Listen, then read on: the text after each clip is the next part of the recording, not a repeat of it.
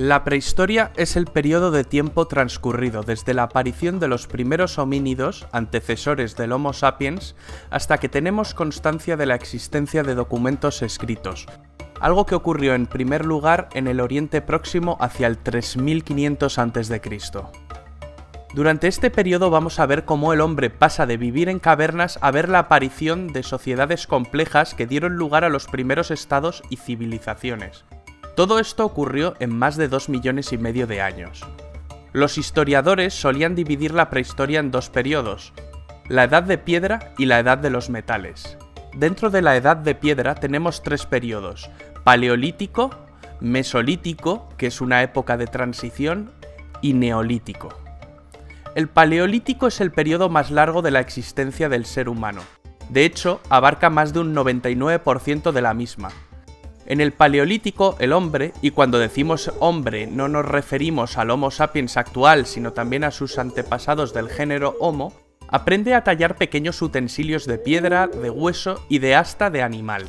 En este periodo también hay evidencias de que aprende a domesticar el fuego. Domesticar el fuego es probablemente la mayor palanca de progreso de la historia de la humanidad, junto con la aparición de la escritura. El hombre vivía al aire libre o en cavernas, se alimentaba de vegetales, frutos y también cazaba animales. Estamos ante una sociedad cazadora-recolectora.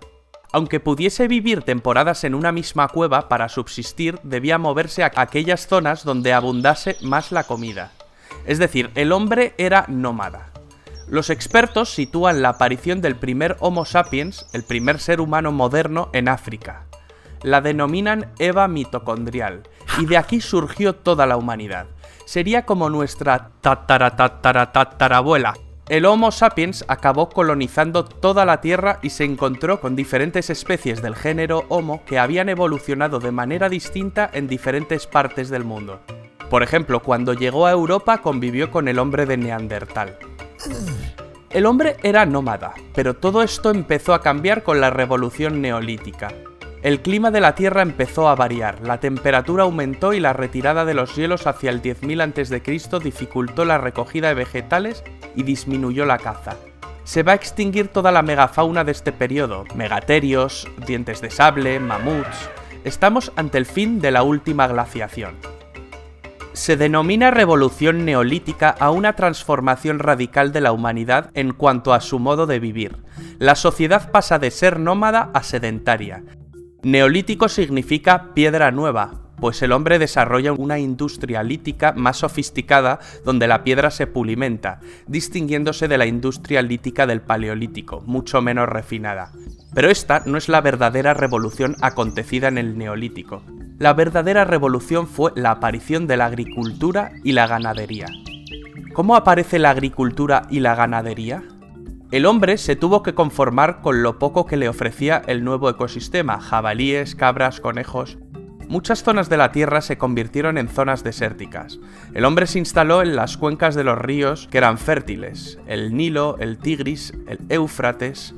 Es aquí donde empieza el proceso de neolitización, en la zona que conocemos como creciente fértil, con forma de media luna.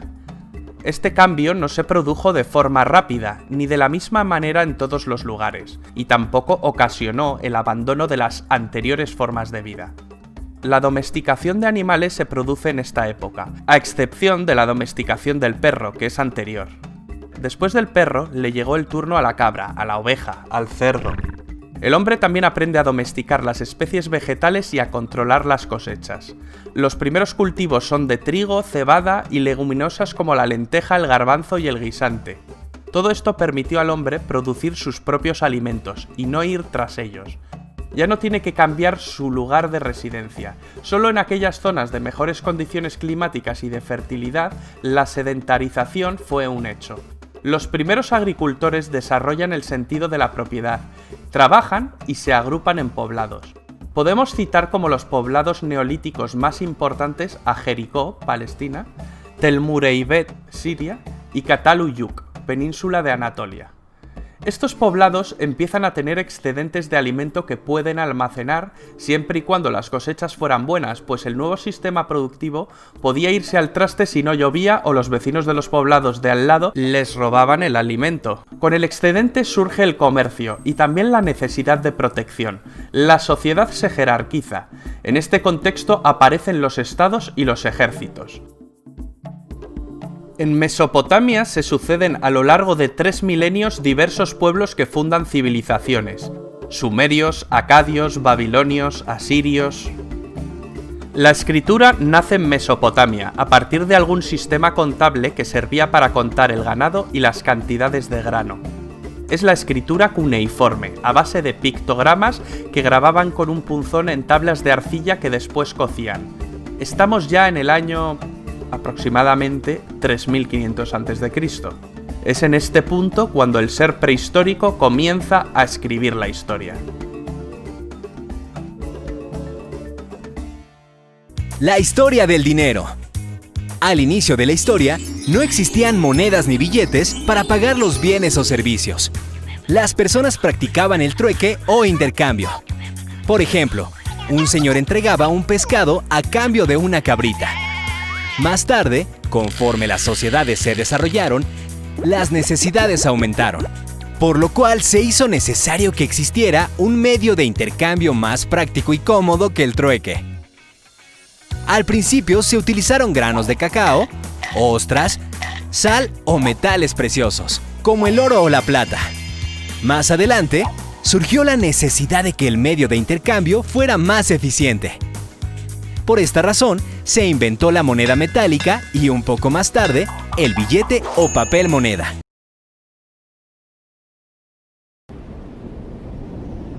Los glaciares volvieron a Europa. Se apoderaron del agua fresca de la Tierra, encerrándola en hielo. El resto del mundo se hizo más frío y seco. Los científicos llaman a este periodo corto de glaciación de Younger Dryas, una vuelta al frío glacial que duró algo más de un milenio, hace 13.000 años. En el Medio Oeste, el clima se colapsó en una sequía masiva. Una gran hambruna se extendió sobre esas tierras. Fue una verdadera catástrofe medioambiental.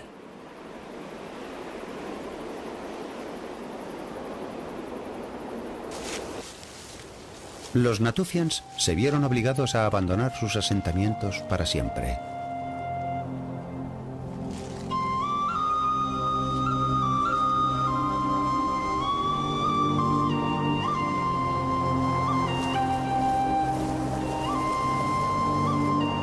Los clanes se escindieron en pequeños grupos, extendiéndose desesperadamente como nómadas en busca de comida. Muchos perecieron.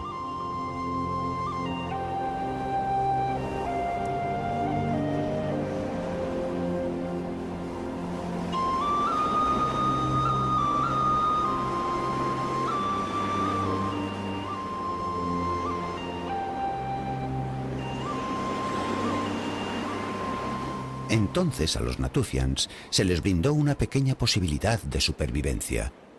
El gran lago seco en Jordania les proporcionaba una llanura fértil.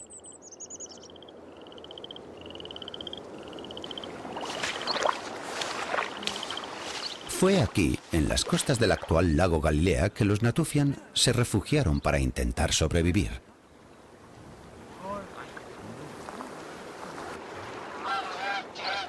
El agua en lo alto de las montañas solo habría podido abastecer un puñado de manantiales naturales, y esto mantuvo la nueva tierra húmeda y fértil.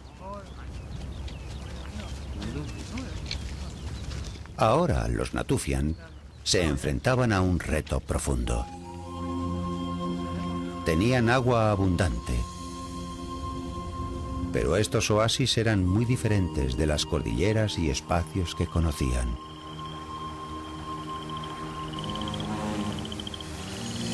Durante generaciones volvían a sus antiguas chozas en las colinas para enterrar a sus muertos. Lo que ocurría ahora se ha podido deducir de la evidencia recogida en numerosos lugares del Valle del Jordán. Es un triunfo de la adaptación humana. Ellos sabían que esto nunca podría ser un emplazamiento natural para las grandes extensiones de hierba de las que un día dependieron, así que crearon su propia tierra controlada y en miniatura. Cavaron el suelo, sacaron su preciada comida almacenada y la sacrificaron para hacer frente al futuro. Este simple hecho fue el inicio de una nueva forma de vida que transformaría la faz de la Tierra. Se convirtieron en los primeros campesinos del mundo.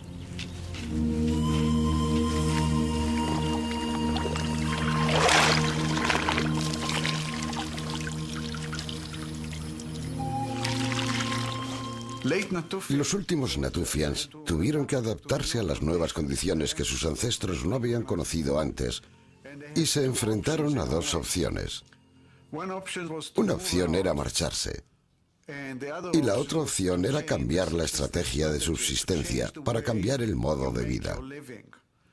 Parece que la opción de marcharse a otros lugares no tuvo éxito, o que ni siquiera cupo en sus discusiones, porque uno puede imaginarse a las gentes sentadas ahí discutiendo sobre si marchar hacia el norte, y los conflictos con los que podían enfrentarse, incluso la guerra con otros cazadores-recolectores. ¿Por qué no lo solucionamos de otra manera? Y fácilmente puedo imaginarme a algunas de las mujeres mayores. Oye, chicos, la mejor manera es intentar replantar nuestros campos. Vamos a intentar cultivar nuestras propias plantas para que podamos quedarnos en los mismos lugares sin marcharnos muy lejos. La sequía duró más de 1000 años. Pero entonces, otra vez, en menos de una generación, la edad del hielo del Younger Dryas finalizó. El mundo se humedeció y se calentó. Por fin el clima se reguló y se empezó a poder confiar en él. Ahora era perfecto para la agricultura.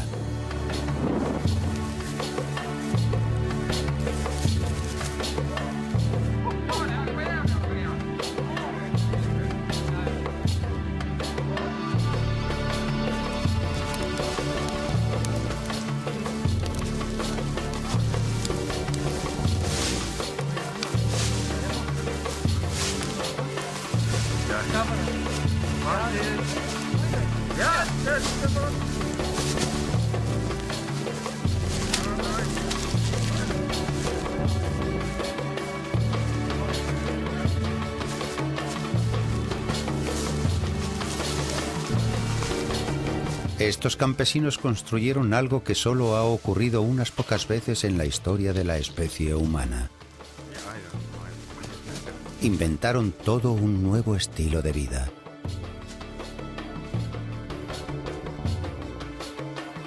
Las lecciones que aprendieron en la desesperación pusieron a la humanidad en un nuevo curso. Sin saberlo, estos granjeros tempranos en Zed estaban tomando las riendas de la evolución. Estaban imitando la selección natural y creando las primeras variedades domesticadas. Una manera en que los primeros cultivadores hubieran podido seleccionar tuvo que ser cogiendo plantas venidas de muy lejos y plantándolas y construir una población. Hubieran elegido, por ejemplo, un tipo de trigo que tenía un grano particularmente grande que produjera una gran cosecha. O una cebada, no sé, con sabor agradable, y seguramente las trajeron construyendo así una población. Los primeros agricultores empezaron a influir en la morfología del grano, su forma, tamaño y estructura. Con el tiempo, facilitaron la cosecha. La diferencia principal entre cereales domesticados y cereales silvestres es la morfología de la espiga. Los cereales salvajes pierden su grano cuando están maduros, caen al suelo. En los domesticados la espiga se mantiene intacta. Y de hecho espera al agricultor a que venga a recogerlo.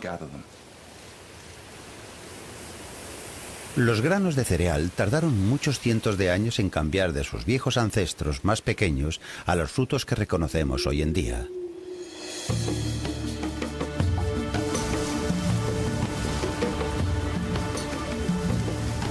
Ahora los cereales eran mucho más productivos.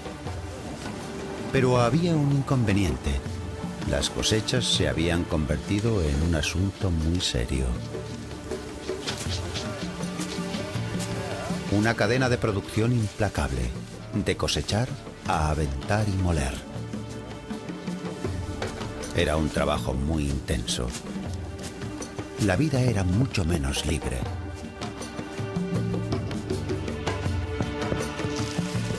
El almacenamiento se había convertido en una gran empresa. De hecho, estos agricultores fueron los primeros en construir graneros especializados. Este nuevo estilo de agricultura tuvo un coste. En enterramientos tempranos de agricultura, los arqueólogos han encontrado huesos de rodilla y hombro altamente deformados, lesiones causadas por el trabajo de procesar el grano.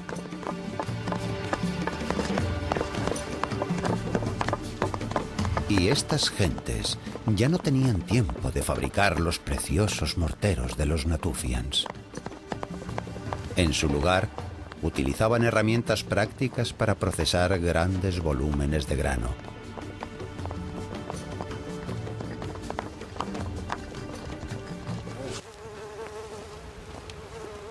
Los primeros agricultores todavía confiaban en la caza. El país alrededor de Za era árido y la caza se estaba haciendo escasa.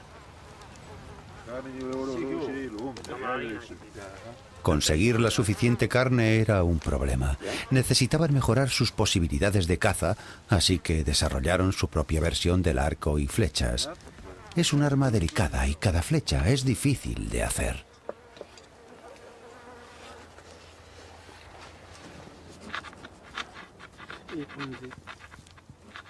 A lo mejor las utilizaron en conflictos con otros humanos, pero no hay suficiente evidencia para poder afirmarlo.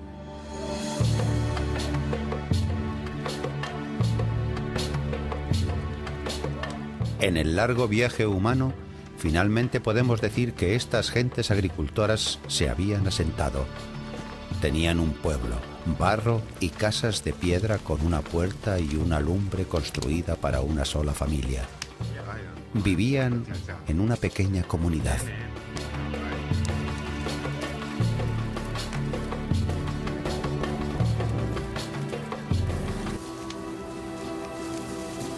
El cambio más importante causado por la agricultura son los niños.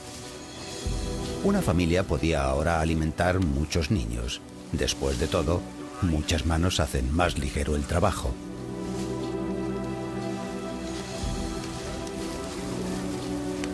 Para los cazadores-recolectores era justo lo contrario. Tenían que llevar a sus niños pequeños en sus largas caminatas.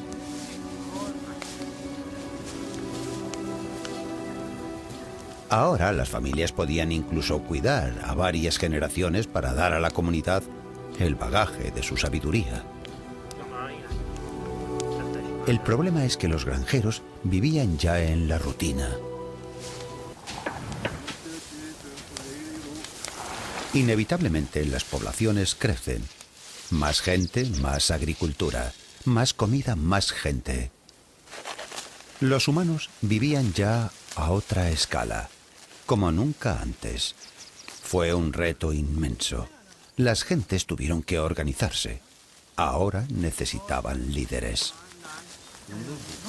Una vez tienes una entidad biológica viable viviendo en un pueblo, digamos 300 o 400 personas, lo que quiere decir 100 familias, y no viajan de una manera natural, en algún momento alguien se va a erigir en su jefe.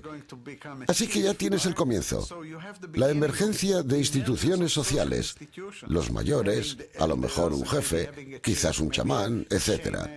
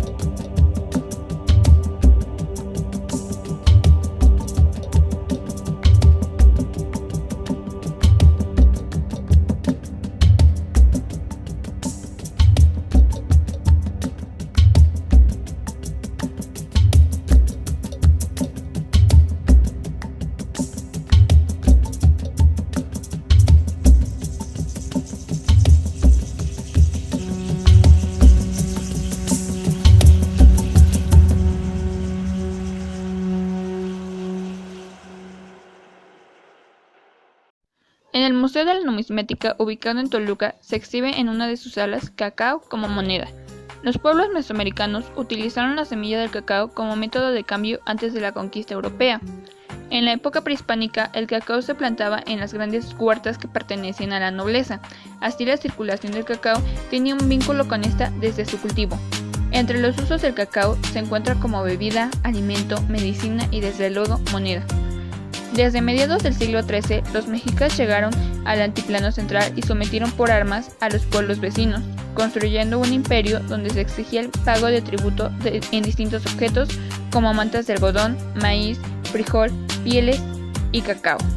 Desde que llegó Cortés al altiplano central, describió la función del cacao como una moneda emblemática de México. Conforme se fue integrando la sociedad de la Nueva España, el cacao se siguió usando como principal moneda fraccionaria en las relaciones de intercambio. Después se fue acuñando la moneda, hecho de diversos materiales como plata y cobre. En 1535, el primer virrey de la Nueva España, don Antonio de Mendoza, fundó la Casa de la Moneda. Al parecer, en el siglo XIX, algunas regiones aún seguían usando el cacao como moneda, y en el siglo XX, en la Catedral de México, se encontraba un Cristo hecho de caña de maíz llamado Señor del Cacao. Le restaban las personas y le dejaban como limosna granos de cacao.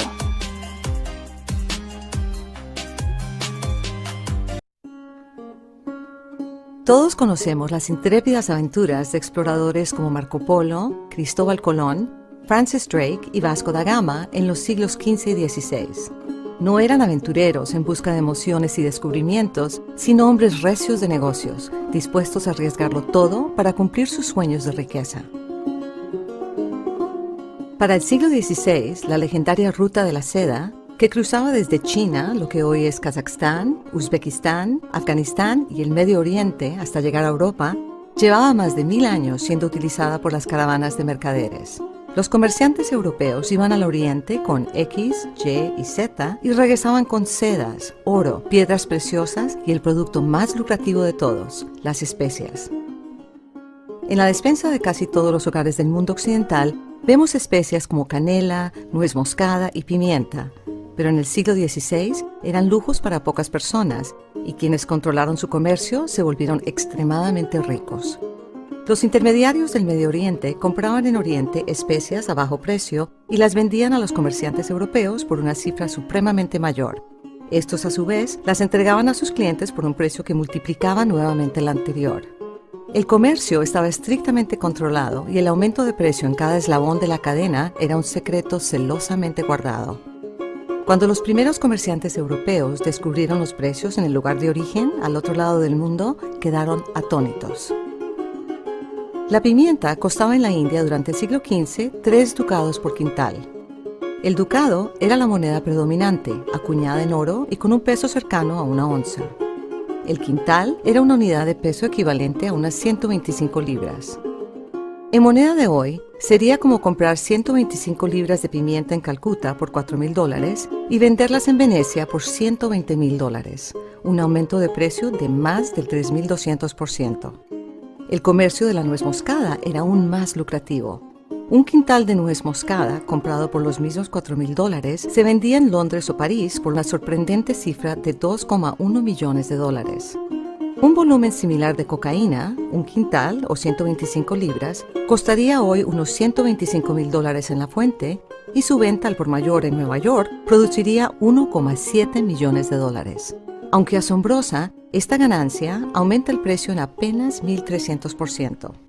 Es decir, 3 veces menos que la ganancia de un comerciante típico de nuez moscada en el siglo XV. Las especias eran la droga preferida en la Edad Media. Un potencial de ganancias tan elevado explica por qué se guardaban con tanto celo las fuentes de las especias y las razones de los comerciantes para mantener a cualquier precio su control. Los italianos, en particular el Ducado de Venecia, prosperaron con comercio terrestre desde el lejano Oriente y la India. Las mercancías pasaban por sus manos antes de ser distribuidas al resto de Europa. Este entorno comercial hizo florecer la banca, la contabilidad y las matemáticas. En el siglo XVI, la riqueza de Venecia era legendaria en toda Europa. Muchos sintieron envidia. España y Portugal emprendieron una guerra infructuosa contra Italia para tratar de quebrar su monopolio. Mientras los reinos luchaban por controlar el comercio, los primeros empresarios exploradores empezaron a buscar rutas alternativas hacia las tierras de las especias en la India y el Lejano Oriente. Querían sacar a los intermediarios italianos y del Medio Oriente y llegar directamente a la fuente. Cristóbal Colón fue solo uno de los navegantes que buscaron apoyo financiero para encontrar una ruta alternativa a las legendarias Indias. Italia, España y Portugal rechazaron su propuesta. Finalmente, una tormenta arrastró al navegante portugués Bartolomeu Díaz alrededor del Cabo de Buena Esperanza y el fabuloso Oriente se extendió ante sus ojos. Cuando Díaz regresó a Lisboa en 1488 con la noticia de que Portugal podría controlar el comercio de las especias en su fuente, España se vio abruptamente enfrentada a la perspectiva de quedar afuera del negocio más lucrativo del mundo. Por eso los monarcas españoles, Isabel de Castilla y Fernando de Aragón, reconsideraron de inmediato la propuesta de Colón. 4 años después, en 1492, Colón zarpaba hacia el oeste en busca de la que él y España esperaban que fuera la tercera ruta, y tal vez la más directa, a las tierras de las especias. Pero en lugar de llegar a las Indias, Colón descubrió América, y España inició un proceso de conquista y explotación que le produciría ganancias similares a las del comercio de especias. Pero ese será el tema de otra historia. En 1520, Portugal controlaba todos los eslabones de la cadena de las especias, desde el cultivo hasta su venta en Lisboa. A finales del siglo, las ganancias de este comercio representaban casi la mitad de los ingresos del gobierno portugués. El resto de Europa, especialmente en el norte, envidiaba profundamente el comercio de especias de los portugueses y los descubrimientos españoles en las Américas. Querían una tajada del ponqué. Pero tenían que descubrir antes qué otros productos valiosos había en el mundo. El resultado fue una renovación extraordinaria de la exploración y el descubrimiento que impactó todos los ámbitos de la vida, en especial las ciencias, la ingeniería y la navegación, y amplió los conocimientos que se tenían del mundo en el siglo XVI. Imaginemos las posibilidades que surgirían hoy ante el descubrimiento en alguna luna remota de Júpiter de un producto similar a las especias en el siglo XVI. Se inyectaría un vigor renovado y emocionante a la exploración espacial que quién sabe a dónde nos llevaría. El que arriesga, gana.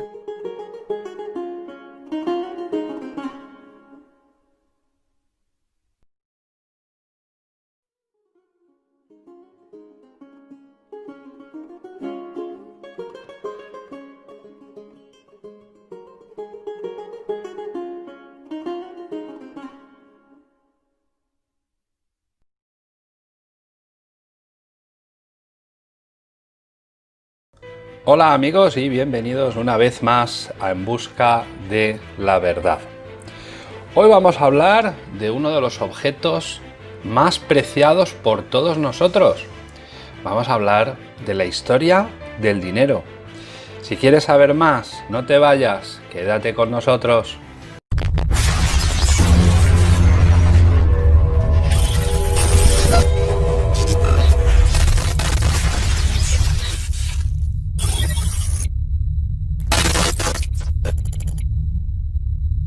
Como debes imaginar, desde hace miles de años el ser humano ha tenido que realizar compras de bienes, servicios, materiales o comida, pero los billetes y monedas no siempre han sido como hoy en día las conoces. ¿Quieres saber cómo eran? Pues vamos a continuar. Lo cierto es que no hay total seguridad al respecto de dónde comenzó exactamente a utilizarse el dinero, y tampoco se sabe con certeza dónde se acuñó la primera moneda. Por tanto, es difícil saber cuándo fue el primer uso del dinero. El autor griego Homero, en el siglo VIII a.C., en su obra Ilíada, no menciona el dinero directamente, aunque en una parte de ella se habla de los talentos de oro ofrecidos por Aquiles en la muerte de Patroclo. Según el léxico de Sudas, recopilado hacia el siglo X, el talento era una cierta moneda pequeña, pero Homero habla más bien de un intercambio, un trueque de bienes donde caben desde un esclavo a un ánfora de vino o cualquier otro tipo de materiales o enseres. Lo mismo sucedía en Micenas, donde se habla de relaciones comerciales con permuta de objetos o intercambio de cosas que funcionaban a modo de dinero o moneda, sin realmente serlo. Pero parece que mucho antes los egipcios conocieron ya en época muy temprana cierta clase de dinero, pero lamentablemente todavía hoy los historiadores no han podido demostrarlo con pruebas irrefutables. De hecho, en la Biblia se puede leer que José fue vendido por sus hermanos a unos ismaelitas por 20 siclos de plata. En el capítulo 62 del Génesis, hacia el año 1850 a.C., Jacob envía a sus hijos a Egipto a comprar grano y se hace hincapié en que en los sacos de trigo se incluyera el dinero pagado. Pero volvamos a Grecia. Los griegos preurbanos utilizaron el buey como cantidad mayor y los carneros como calderilla. Homero dice que la armadura de Diomedes costó 9 bueyes y la de Glauco 100.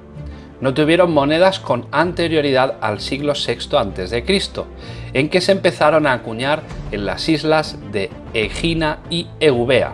Pero la primera ceca conocida es la establecida por Candaules o Sadiates, rey de Lidia, en Asia Menor, o por su sucesor Giges a principios del siglo VII a.C., procedente o ejemplo imitado por los griegos de las islas del Egeo. De hecho, Heródoto atribuye su invención a los reyes lidios, aunque habla de una época anterior del siglo IX a.C.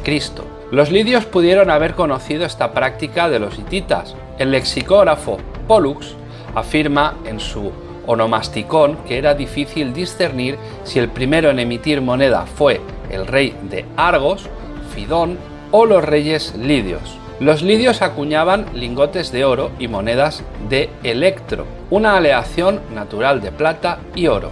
Pero el dinero ya aparece 1000 años antes de la época que contemplamos. Abraham, nacido en Ur de Caldea, en la actual Irak, en el 2164 a.C., compró el enterramiento para su mujer Sara, y para él, según nos relata el libro del Génesis en el capítulo 23, con dinero. Respondió Efrón: óyeme, la tierra que pretendes vale 400 siclos de plata. Abraham, oído esto, hizo pesar el dinero determinado por Efrón, 400 siclos de plata, de buena moneda corriente. Sicloes es un término o una voz hebrea que significa peso y valía lo mismo que una estatera griega, de istanai, que quiere decir pesar. Con la anterioridad a la existencia del dinero, como hoy lo conocemos, se utilizaron metales como medio de cambio, en lingotes más o menos regulares o en forma de pequeñas joyas u objetos menudos que se pesaban en cada transacción. Ese fue el sistema mercantil que funcionó en Egipto, Asiria o Babilonia. Cierta cantidad fija de un metal determinado representaba un valor fijo y se correspondía con una escala ponderativa. Así, en el mundo semítico antiguo, el siclo fue una medida de peso antes que una moneda. Las cosas tenían un valor o estimación material que se graduaba o medía en una cierta cantidad de oro o de plata en bruto. La importancia del peso en las primeras monedas queda de manifiesto por el nombre de casi todas ellas en el mundo antiguo. Antiguamente no se contaba el dinero, sino que se pesaba. El as o libra se llamaba también pondo, que dio lugar al sestercio, una de las monedas de cobre o de plata de más peso en el mundo romano, también al denario o denarius, cuyo valor equivalía a 10 ases, y es el término que ha dado lugar a la palabra dinero. El denario era de plata y valía casi lo mismo que un dracma griego. También en el campo semántico de pesos y medidas está la litra, antecedente de la libra, medida de peso o unidad de cuenta. Otras monedas, como el óbolo, tenían origen campesino, equivalía a 16 granos de cebada o 14,5 de trigo, vigésima parte del siclo. La onza romana valía 2 siclos. También el talentumes, nombre de moneda relacionado directamente con el mundo de pesos y medidas. El talento mayor judío valía 12.000 dracmas y el talento menor valía solo 4 dracmas. Muchas de las monedas actuales, como el rublo, la lira, la libra o el peso o la propia antigua peseta aquí en España, siguen expresando unidades de peso. No fue hasta el siglo V a.C. que los fenicios no usaron moneda en sus transacciones. Comenzaron a hacerlo en la fecha indicada, coincidiendo con las guerras médicas ante Persia y Grecia. En Egipto se generalizó y empezó a batirse moneda de forma habitual durante la satrapía de Ariandes, como forma de pago entre comerciantes griegos y fenicios de Menfis y Náucratis. Fue Alejandro Magno el primero que puso su efigie en una moneda, pues con anterioridad a él los reyes se habían limitado a dejar constancia de su nombre. Lo más probable es que el uso de la moneda surgió en el Mediterráneo y se extendiera luego por el interior de Europa y Asia, hasta convertirse en un hecho imprescindible para la vida comercial. En Roma, la moneda acuñada se introdujo en el siglo V a.C. y tenía en el anverso la cabeza de la diosa titular de la ciudad con el casco alado y en el reverso a los dioscuros a caballo. Entonces, una libra de plata daba para acuñar 100 denarios. Hacia el año 500 a.C. empezó a circular la moneda de oro en Roma, cuya ceca parece que estaba junto al templo de Juno, diosa apodada Moneta, por donde, por etimología popular, derivó a moneda. Sin embargo, a lo largo de los siglos, el valor, la ley, la pureza de la moneda decayó, se adulteró. Durante el Imperio Romano se añadió cobre al oro, tanto que hacia el siglo III las monedas, supuestamente de oro, solo contenían un 2% de este mineral. En la Europa medieval se volvió a la pureza del metal, se rechazaron las aleaciones y el número de cecas fue asombroso, circulando un número enorme de monedas distintas, ya que el poder de acuñar no solo lo tenía el Estado, sino también las ciudades y algunas familias importantes o feudos. Eran monedas mal troqueladas, hechas con métodos rudimentarios. Parece que la primera máquina de acuñar moneda funcionó en París en el año 1553. Pero bueno, la moneda resultaba algo pesada llevándola en aquellos antiguos saquitos de cuero. Pues bueno, en el sentido literal del término, era necesario sustituir el metal por el papel. Probable, el billete se inventó en Europa como uso derivado de los recibos que entregaban los orfebres por la moneda fabricada.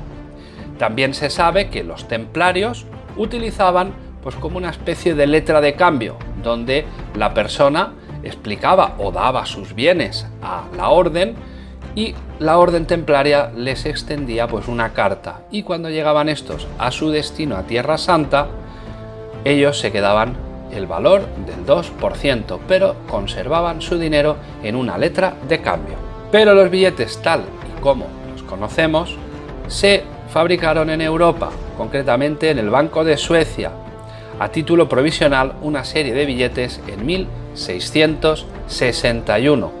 Los billetes no tardaron en ser habituales en el mercado y fueron aceptados como forma de pago. En el siglo XVIII, muchos banqueros particulares comenzaron a emitir billetes que circulaban fiados, todos en la solvencia del emisor. Pero no fue hasta 1833 que tuvieron reconocimiento oficial como moneda legal. Los primeros en merecer este honor fueron los avalados por el Banco de Inglaterra. Así que amigos, ya conocemos el origen del dinero. Ok, vamos a terminar esta lección. Lo que vimos en el video o los videos que se presentaron tienen el propósito de mostrarnos la evolución de la historia humana de manera resumida, pues con diferentes visiones. Hay quienes utilizan, por ejemplo, la fraseología de la burguesía sobre, por ejemplo, la Edad Media o este tipo de conceptos como el Neolítico, etcétera. Pero al final de las cuentas a nosotros nos debe de servir para comprender cómo es que está funcionando, digamos, de alguna manera, el proceso evolutivo para adaptarlo a nuestra concepción. Y yo creo que justamente se necesita hacer este tipo de videos históricos, pero con nuestra propia visión, para lo cual llamo a los historiadores marxistas que se pongan a trabajar en ese sentido, que hagan un balance, digámoslo, de acuerdo a la clasificación hecha por el marxismo de las diferentes etapas de la historia. Entonces, en este sentido, les hago la recomendación de que evalúen, por ejemplo, el comunismo primitivo, el esclavismo, el feudalismo. Después del feudalismo, que valoren, por ejemplo, también la era capitalista, el socialismo y el comunismo científico. Entonces, ¿qué es lo que vimos y por qué lo estamos viendo en este punto? Porque uno de los participantes de estos análisis me preguntaba, o como que quería relacionar las etapas históricas con lo que hemos estado viendo. Entonces, estamos viendo las diferentes etapas de evolución de vamos a decir, las formas del valor con la historia del hombre. O sea, tratando de ajustar unas con otras. Y lo que nosotros alcanzamos a ver es que en la etapa primitiva, el hombre apenas empieza a desarrollarse, pero llegado un punto en el que comienza, digamos, a sedentarizarse, aunque todavía no de manera definitiva, cuando tiene excedentes, entonces, de manera fortuita, de manera concreta y de manera simple, se desarrolla el intercambio que, como vimos, es el trueque. Se intercambia una cabra por unos peces o cualesquiera otros objetos. Pero no es frecuente, no es recurrente. Es simple, pues porque yo entrego una cosa y a cambio me dan otra. Pero esa forma, la forma simple, concreta o fortuita del valor, que es la forma A, esta forma simple, concreta, fortuita del valor es la base de todas las formas siguientes. Entonces, la segunda forma del valor es la forma total o desarrollada, que es la B. Entonces, ¿dónde aparece? ¿Dónde se ve esta forma? Bueno, la forma B, forma total o desarrollada del valor, tiene ya como premisa la necesidad del surgimiento de la agricultura y de la ganadería.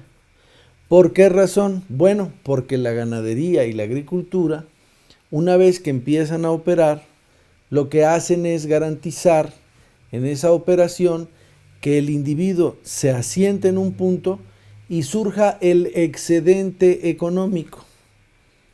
Es decir, que se produzca más de lo que la comunidad requiere, porque eran comunidades pequeñas, porque había un buen temporal, etcétera, o porque les fue bien en la producción de los cabritos, quedaron preñadas todas, no hubo muertes o muy pocas muertes de los críos, y entonces el resultado fue muy bueno. Eso es lo que hay que tratar de entender. Ahora bien, avanzando en este punto, este excedente económico lo que hace es que al mismo tiempo genera un excedente social. ¿Por qué? Porque si antes tenías que ir a cazar mamuts, pues te tenías que llevar a toda la tribu, fundamentalmente a los varones, y en ese sentido, pues tenías que llevarte a muchos varones para cazar un mamut. Ahora solo requieres a una persona, máximo dos, para cuidar las crías de cabras, por ejemplo, y los demás, si 100 iban a cazar un mamut y ahora solo ocupas 2 para cuidar las cabras, entonces te sobran 98 brazos. ¿Y qué vas a hacer con esos 98 brazos? Es ahí donde surgen los oficios. Por ejemplo, la alfarería, la talabartería, la carpintería, la herrería, etcétera, etcétera, etcétera. Pero esto a su vez, que es lo que nosotros conocemos como el nacimiento de la división del trabajo, que volviendo, digamos, a hacerles el resumen, porque ya lo hemos hecho muchas veces y ya a estas alturas deberían de tenerlo claro, a estas alturas del estudio, la primera división social del trabajo fue la división natural del trabajo. El hombre a la casa y la mujer a la casa. El hombre a la casa con Z y la mujer a la casa con S. No era un rol machista, no era un rol feminista, ni mucho menos, sino que era una condición natural. ¿Por qué? Pues porque la mujer debía quedarse por su naturaleza en esa época histórica a cuidar de las crías, a amamantar a las crías, mientras el varón tenía la obligación de ir a cazar, el hombre a la casa y la mujer a la casa. Al surgir los oficios surge la división social del trabajo. ¿Y qué es lo que yo he estado diciendo? Los barrios de Chimalhuacán, fundidores, carpinteros, artesanos, talabarteros, tejedores, etcétera, etcétera. Pero conforme, como dijimos, surge el excedente social derivado del excedente económico, surgen los oficios y por lo tanto surgen más productos en la sociedad. Y estos productos se intercambian. Entonces vimos el mercado de Tlatelolco, un mercado en el que participaban cerca de 30,000 almas y que impresionó a Cortés y que impresionó a Bernal Díaz del Castillo y a los españoles que lo vieron, por limpio, por ordenado, y en este punto estamos todavía en la etapa en la que el comercio se realiza o se puede realizar vía trueque, pero ya no uno a uno, sino el trueque se hace uno a muchos. O sea, una mercancía se empieza a comparar con muchas mercancías y eso es lo que hay que tener en consideración. Es aquí donde empata en la época histórica la forma total o desarrollada del valor, en la que la mercancía A se compara con la mercancía B o la mercancía A con la mercancía C, la mercancía A con la mercancía D, pero no al mismo tiempo, sino por vez. Y yo les he puesto el ejemplo de que imaginen ustedes a una persona que lleva su producto, por ejemplo, unas sandalias, que va puesto a puesto investigando la relación de cambio de sus sandalias a cambio de trigo, a cambio de carne, a cambio de vegetales, etcétera.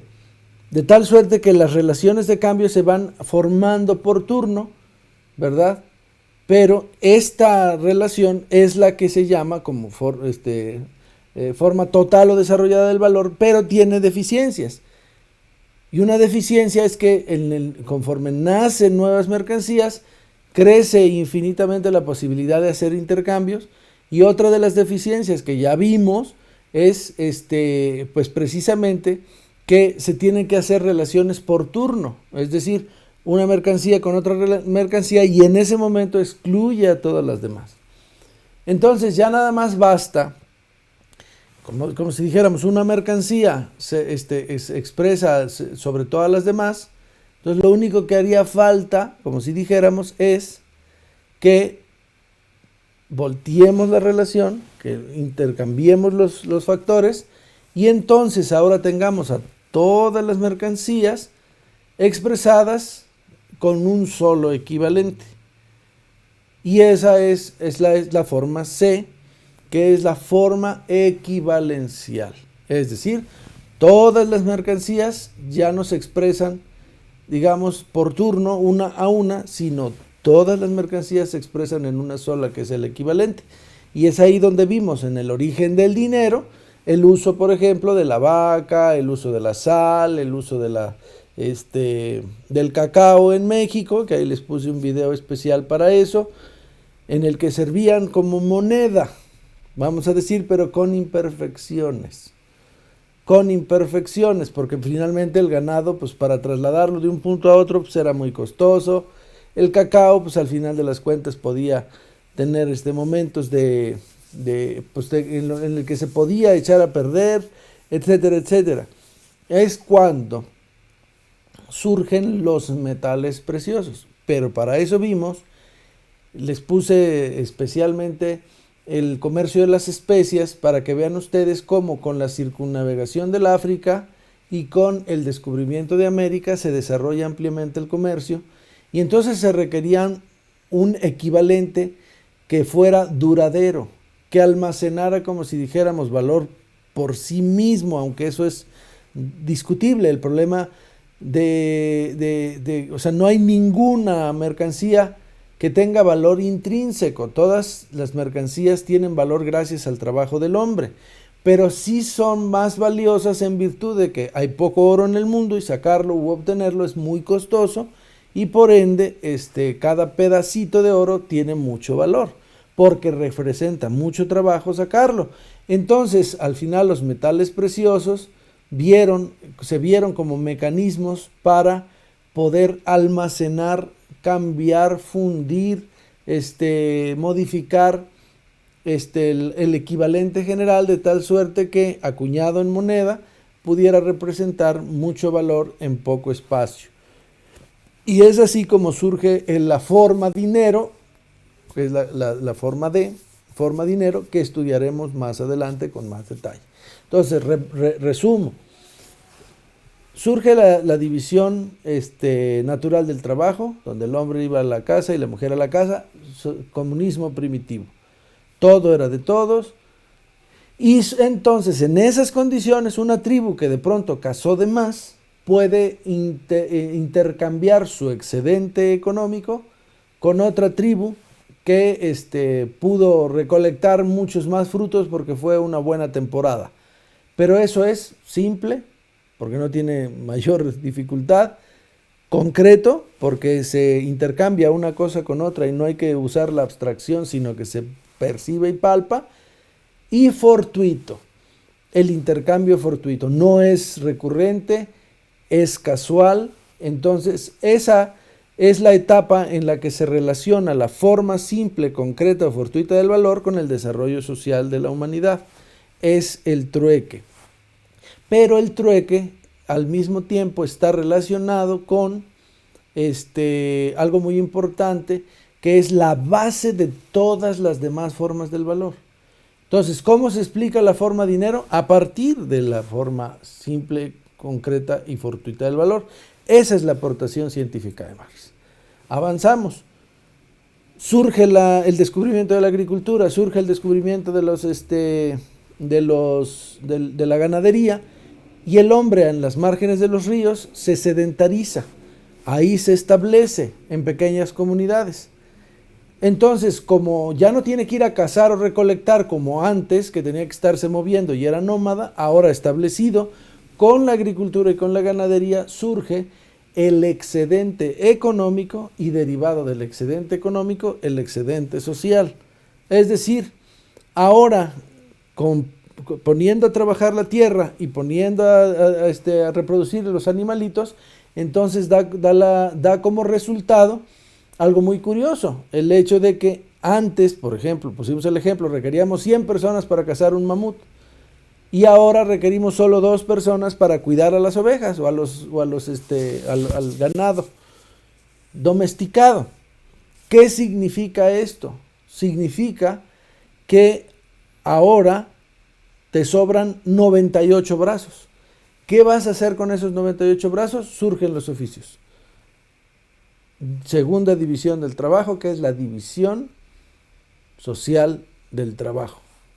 ¿Cómo la representas? Con todos los oficios de todos los barrios de Chimalhuacán. Y ya dije, cesteros, canasteros, herreros, fundidores, talabarteros, tejedores, etcétera, etcétera.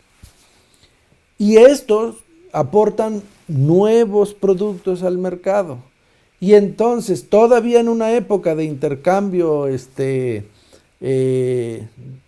trueque, es como surge la forma 2 o la forma B, forma total o desarrollada del valor, en la que un individuo va a un mercado a ver mercancía a mercancía cuánto vale la suya en relación con todas las demás. Ya vimos los defectos que tiene y que por lo mismo, para que se desarrollara un comercio más eficiente, más fluido, era necesario que antes una mercancía se refería a todas las demás una a una, entonces había que hacer el intercambio de tal suerte que todas las mercancías se referenciaran o se refirieran a una sola como su equivalente. Y es ahí donde surge la forma C, es la forma equivalencial.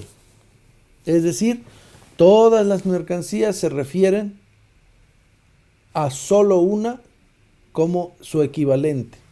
Y eso facilita muchísimo las cosas. Y ya vimos que esto refiere a una etapa en la que los intercambios son más comunes, son más son de más diversidad de productos. Y es así como, por ejemplo, se utilizan el ganado, pecus, de ahí lo de moneda pecuniaria.